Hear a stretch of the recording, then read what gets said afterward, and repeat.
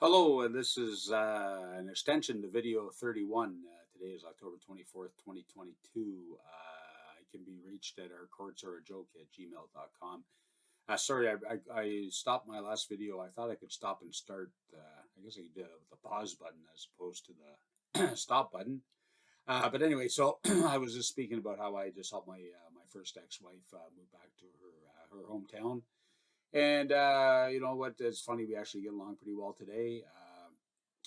Despite all our court battles, which really wasn't even about her. It's more about the court system. That's that's really what the problem is. And in her defense, she's got problems. She ended up on disability, and disability sent her to go get a legal aid lawyer. And maybe I should have been paying her support. She has problems, but her problems predate the marriage, and there's case law on that.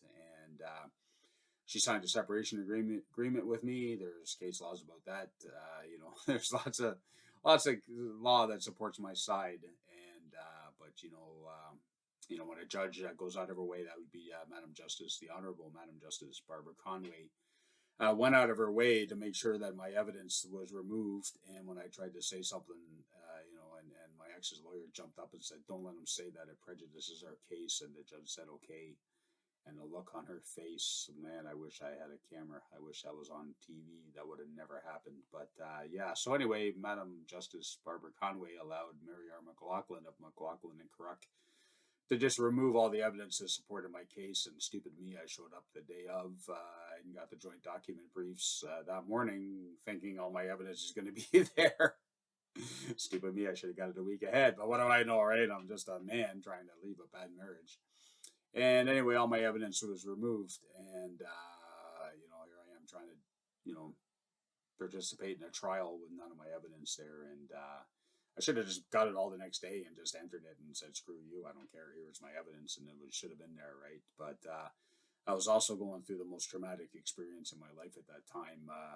The woman I'd been living with for a couple of years after I'd split up with my ex, I got into another relationship way too fast, and yeah, that the lady had a drinking problem, and I should have seen it. And she went from that to crack, and a couple of suicide attempts and whatnot. And you know what? She almost took me out too. And that was the worst time of my life. And I will share more on that later. But yes, unfortunately. And then you know what? Like I say, I was just coming out of that, and I got into another relationship way too soon, too much, too fast. Not really too soon, but just too much. Too fast. And I was homeless, living in my van, and basically moved in with her on the first date, and that was a big mistake. But anyway, yeah, you know what? I'll do a video just on that. But anyway, so I just wanted to finish talking about the election, and the apathy of people towards voting. Really, we need to get participation in elections up to like 90-95%. You know what? If you don't want to vote, if you don't really care, go live in China. Go live in Russia. you know, like go live in countries where you don't have a choice. Anyway, you don't vote. That's it. The dictator just tells you what to do, and that's it, right? So really, people need to get out and participate in our democratic process. And anyway, so that's my two bits on that. So anyway, again, I can be reached at ourcourtsareajoke at gmail.com. If you are going through family court system yourself, send me an email. If you've been before Justice Conway or Justice Kraft and got screwed, definitely send me an email. Let's compare stories and see there's a pattern, especially before Conway.